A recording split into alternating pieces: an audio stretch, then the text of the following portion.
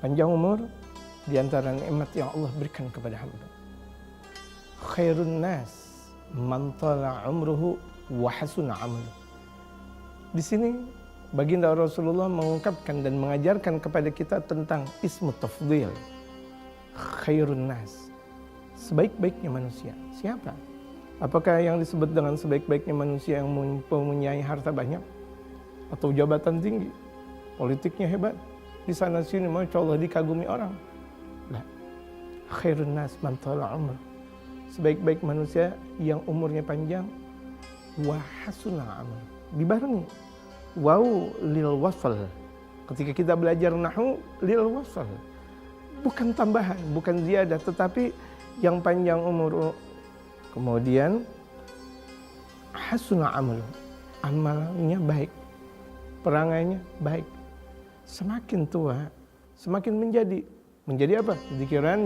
Zikirannya makin banyak, sholatnya makin khusyuk, ilmunya makin tinggi, rahasia ilmunya tercermin lewat akhlaknya, lewat ucapannya, lewat perbuatannya. Masya Allah, terlihat sebuah kemandirian yang semuanya istiqamah dalam dia melakukan ibadah kepada Allah Subhanahu wa Ta'ala. Curahan hatinya semuanya hanya kepada Allah Subhanahu wa Ta'ala. Ya Allah, nikmat sekali. Dan itu baginda Rasulullah Muhammad sallallahu alaihi wasallam, contoh yang sangat agung buat kita. Usia beliau 63 tahun. Yang bisa dikatakan panjang juga belum, pendek juga tidak, tapi pertengahan. Nah, dengan pertengahan seperti itu, kalau misalnya kita lihat di zaman sekarang, justru yang usia 53 tahun hampir jarang. Dikatakan 63 tahun memang sudah tua, dan bahkan kalau dikatakan oleh mereka para ulama, laki yang sudah 40 tahun adalah sudah tua. Oh, udah tua. Makanya disunahkan pakai kayu atau pakai tongkat. Kemana-mana pakai tongkat. Kita ini semuanya disunahkan kalau udah 40 tahun pakai tongkat. Kenapa? Emang mau kemana lagi emang? Udah tua masih belaga. La ilaha illallah Muhammadur Rasulullah. Masih sering gedoain cewek.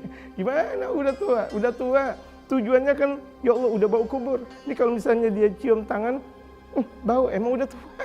Udah mau kembali ke dalam kematian. La ilaha illallah Muhammadur Rasulullah. Jadi tuh lihat, orang kalau udah tua mau kemana lagi?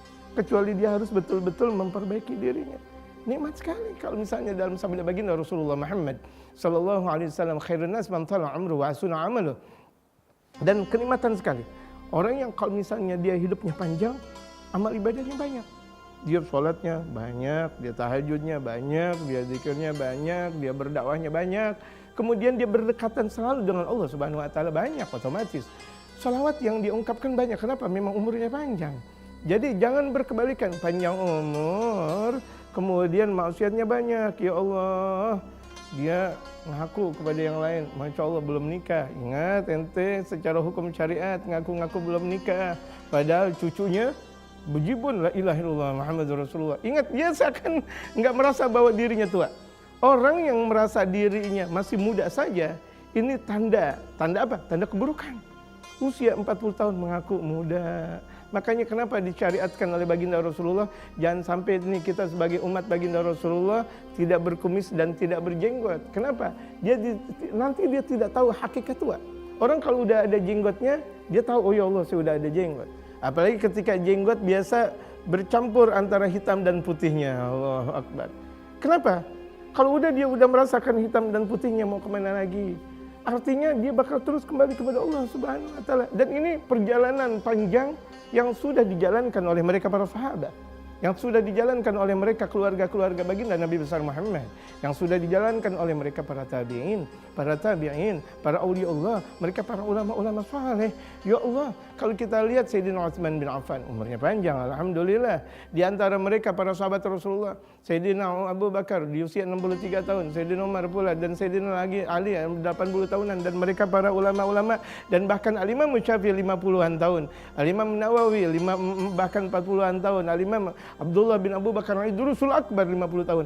Artinya mereka hidup tidak panjang-panjang, tapi amal ibadahnya mereka seantero dunia, melebar timur dan barat. Mudah-mudahan Allah Subhanahu wa Ta'ala berikan keberkahan kepada kita, hidup di alam dunia untuk Allah dan untuk mengembangkan syariat dan syiar baginda Rasulullah Muhammad sallallahu alaihi wasallam. Wa sallallahu ala sayyidina Muhammadin nabiyil ummi wa ala alihi washabihi wasallam. Subhana rabbika rabbil izzati amma yasifun.